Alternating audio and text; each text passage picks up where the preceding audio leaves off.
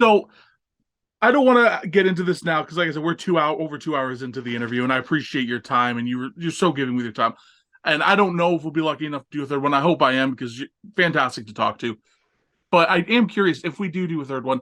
How much Chikara did you do? Because, or is there stories for Chikara? Because Just no, like it's that was one of those the carrot that always was dangled in front of me that never. I only did a couple Chikara shows, all and right, it was all timing. It was all timing because Quack really dug me.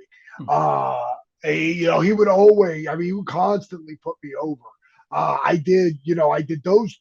Because that weekend I worked Quack on night one, I worked Claudio on night two, and then I did the last King of the Trios tournament. I actually, it was me, Jimmy, and Nana doing the embassy, very cool. uh, which was actually which was the last time I got to team with Jimmy. So Even that will more special. always, Yeah, yeah, no, it will always be one of those.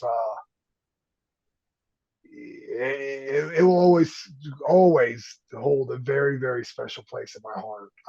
Plus, Nick Gage wrestled Scott Steiner that night, so it was just a night of wild things. probably equally wild. Yes.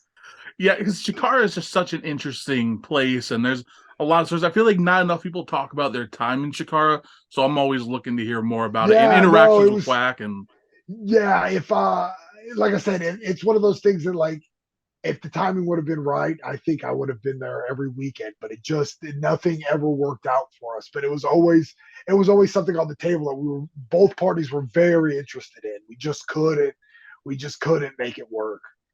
that makes sense.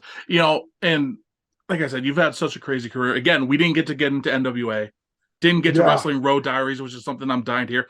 I really, I really want to know more about IWA Mid South because Okay. Yeah. that's quite. So there's a lot, but I thank you so much for your time. You're an Oh, excellent storyteller. absolutely.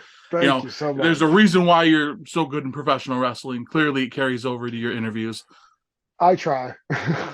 Let's just get to plugs again, just so people know what to check out. I know there's also that book. I'd love to hear it all again, please. Yeah. So you again, you can follow me at Sal Rinauro on Twitter, Sal underscore Renaro on Instagram. Yeah, you can follow. Most importantly, you can check me out on prowrestlingtees.com / Sal Renaro. I really like it when people buy my stuff.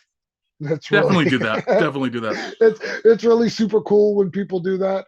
And then the book, Wrestleville, the Pro Wrestling Vault. This is volume 2 by a guy named Vinny Barry. I mean, it's just like I said, it's like you look at the cover, Kamala, Jazz, Bobby Eaton, Sal Rinauro.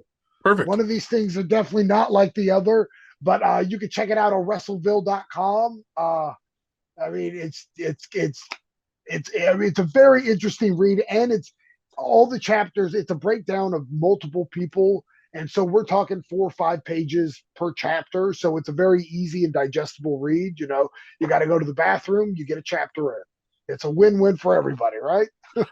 And for those who do want to see, your Twitter, your social media, Pro Wrestling Tees, at the end of every video we're doing and in the description, it has a link to the Pro Wrestling Tees, so you can click and go right there, order it right away, nice and easy. Thank you. Yes. Also, subscribe to the channel.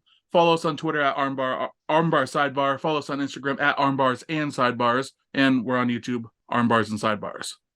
So, Sal, you're incredible. Thank you so much for giving your time. No, thank you for having me. Wonderful interview. I hope you have a good night. And for everyone else, thank you for checking out episode 4. See you next time for episode 5. Later.